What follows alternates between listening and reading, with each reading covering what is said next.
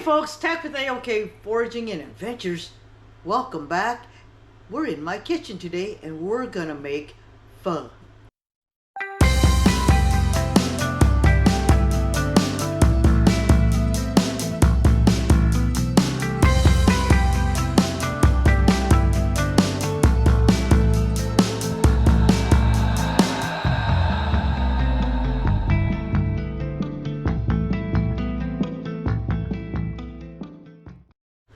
Before we get started, let me give you a little history of pho. Pho was actually invented in Vietnam, and it was a high carb breakfast food, so that way they could work all day and have energy for the hard labor that they did. If you don't know, pho is actually a soup with a rice-based noodle, but the soup, the broth, is what makes pho so good. It is traditionally made with buffalo, but oxen actually back then, but the oxens were used to work the fields and all that stuff, so then they moved it over to beef. And then when we came to America, then chicken started becoming more popular. But today we are gonna make traditional pho bo, which is beef pho. First off, we're gonna start with the bone, right? This is a beef knuckle, as you can see here. And a lot of people used to add a lot of fat because they thought that's what makes it rich, but it's actually the marrow. The marrow in there is what makes it very flavorful. Let's put it that way. Very rich in flavor. Anyways, like most of you, if you're going to make pho, you will find soup bones, and that's what you will use, because in like a traditional American store, you'll find soup bones like this, and they're pretty expensive. But if you go to the Asian store, you can get soup bones like this, and it is much more cost friendly. Anyways, when you get your bones, you will notice that they have been sawed to nice pieces, manageable pieces. So first thing you're going to want to do when you get home is wash them.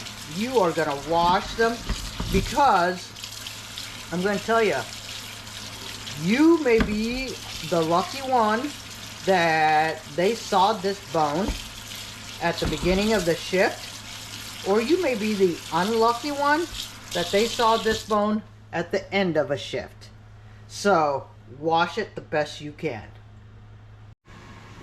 So washing the bones may not be enough, so what I suggest, what I do, is I start a pot of boiling water, just enough to cover the meat, to blanch it. And what I'm going to do is I'm going to boil it in here for about 5 minutes, and then I'm going to change out the water. So when I say impurities, what I mean is, like, you know, it has been sitting there, you don't know for how long. And like I said, the sawdust, the bone dust from the saw, you don't know exactly how long that's been sitting on there, and it is highly bacterial, you know, so that's why, to make it the best pho, you want to get rid of all the impurities. Alright guys, so I've started with fresh new water, and I'm going to tell you, it doesn't matter how much water you put in to start, because you can add more water, and it all depends on how many people you're serving, right? For this, I'm serving 4 people, so I want to make sure I have enough broth for 4 people. But like I said, it doesn't matter what you start with, because you can add more water. But when this water starts boiling, then I'm going to start seasoning. And a lot of people use fish sauce, but I just like to put a little bit of salt in there, and very optional, MSG. I love how MSG enriches the flavor, so I will be adding MSG. But I always wait for the water to start coming to a boil before I start seasoning. Alright guys, as you can see, there's a froth beginning to form. And what you'll just do is you'll just take that and skim it out. And yeah, you'll continue to do this the whole time. But my water is starting to boil, so I am going to go ahead and start adding some salt and some MSG. Now, I start with 2 teaspoons of salt and 1 heaping teaspoon of MSG. The salt will help flavor the soup and the bone meat, right? And keep it at a good constant temperature too. The MSG brings out the richness, and so, as you guys can see, there's more froth foaming now. So as the froth starts, which is just like the outside marrow, the fats and stuff like that, stuff that you're not gonna want to eat. So you just keep skimming it off, and now once it comes to a boil, I'll turn it down to medium low, and I'm gonna let this simmer for about an hour before I add my aromatics. Okay, I hope this conveys what each aromatic is. We have ginger, we have clove, we have star anise. This is actually cinnamon bark. Now, I don't know if it's the traditional American cinnamon, but that's what we use. It's called cinnamon in our language. So, and then you have, this is fennel, and then you have coriander. Alright guys, so I have put everything in a pan, dry. And what we're gonna do is we're gonna dry roast this so that it can bring out all the aromas, all the oils from these herbs and spices, I mean. And then what we're gonna do is we'll let it cool, we'll put it in a cheesecloth bag, and then we'll put it in our pot, which is boiling away. I already just skimmed it. And so that's what the next step is.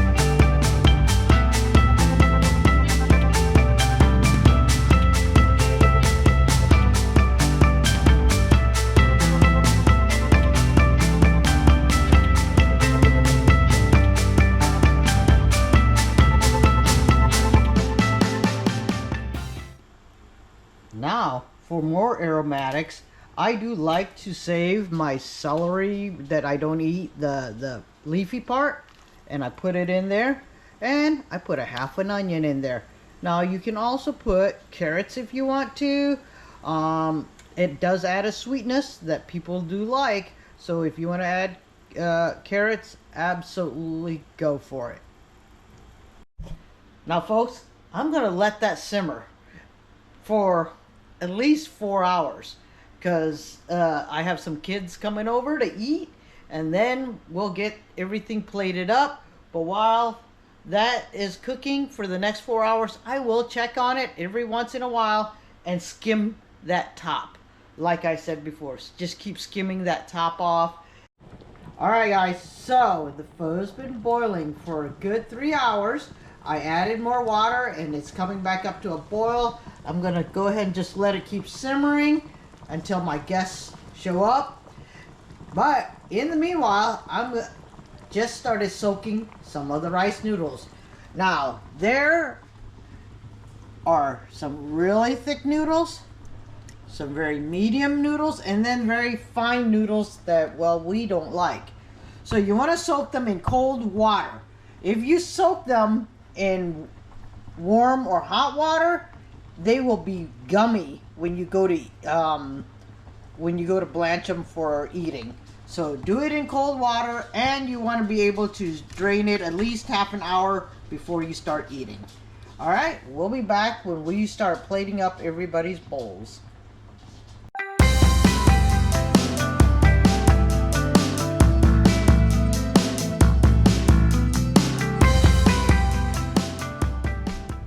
Well guys, the meat did not freeze as much as I wanted to, but I wanted to show you guys, when you cut meat, cut kind of across the grain and down.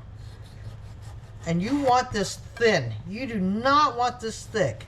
When I say thin, I mean thin. You see? Thin. Because the broth is going to be so hot that it will help cook your meat. And then I'll show you guys 2 tricks on how to lay your meat out, whether you want it more rare or more well done. All right? All right, so it's been a good 3 hours. I went ahead and added more water, and it's coming back up to our boil. All right, guys, so we have 4 bowls going all at once. My bowl is going to be over here, and the kids' bowls will be over here. I like my meat a little more rare than they do, so I am going to put my meat down first. Then I'll put my vegetables on top, and then when we blanch the noodles, mine will go on top of that. But for the kids, their noodles will go, and then their vegetables, and then their meat, because with heat rising, it will cook the meat more than how mine would. Does that make sense? I hope that makes sense. Anyways, they are here. I'm going to start plating up or boiling up bowls of pho, and I'll show you guys the seasonings that you have optionally to put in. All right, so you just take the noodles that you had soaked, and now you're going to blanch it in boiling hot water, and what it'll do is it'll soften it up, and that's all you got to do. And this will be bowl number 1 for one of the kids, and then I'm going to stop talking, and then you're going to see me just keep plating up bowls or bowling up bowls.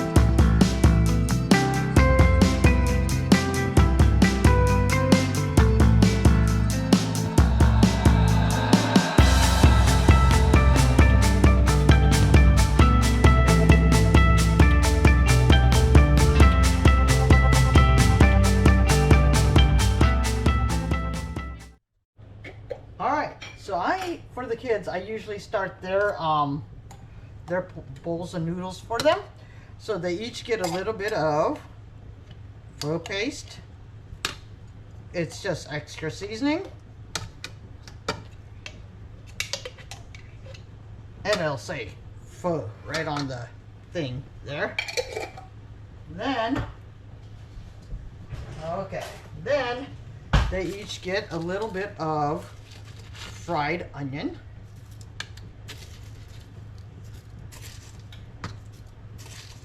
Now this is all extra stuff that you do not have to have, okay? You do not have to have all this stuff. And then fried garlic.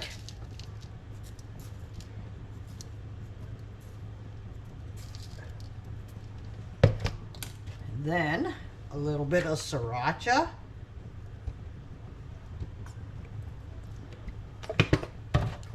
Now, since I didn't add carrots, I need a little bit of sweetness. So I use hoisin sauce for the sweetness.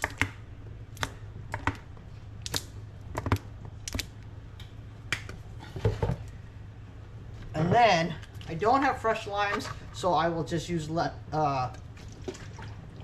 this lime right here.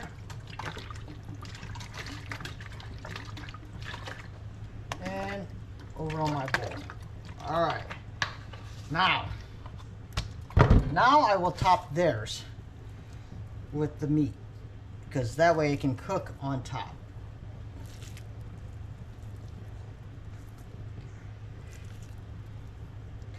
They also have beef meatballs, chicken, fish meatballs that you can put in if you like meatballs.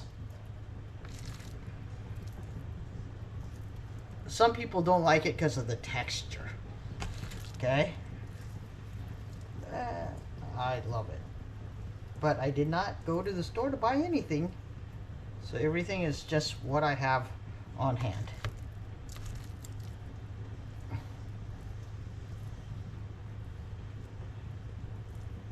Alright.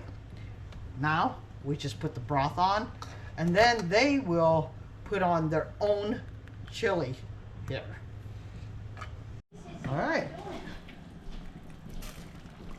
As you can see, the meat already is getting blanched, and then it'll keep cooking because the heat will come up.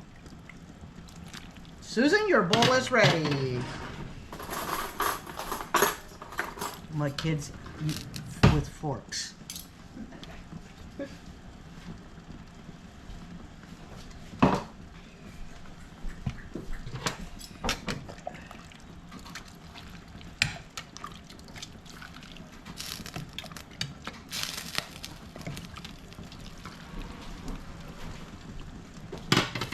Joe or John? What? Your bowls are ready.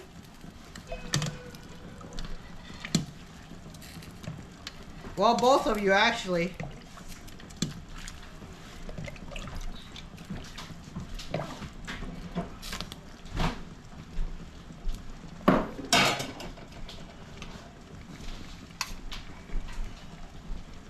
Oh boy. Full boy. Thank you. Uh-huh. You say full boy? So this is mine. The hot water now gets cooled off a little bit, and then I stir up the meat.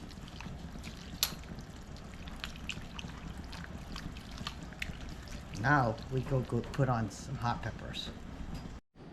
This is John. Oh, yeah? Susan? Okay, she's eating. Joe. It's amazing. Amazing. All right. Anyways, guys, there you have it. I hope you guys try the recipe. Until next time, may all your adventures be A-OK.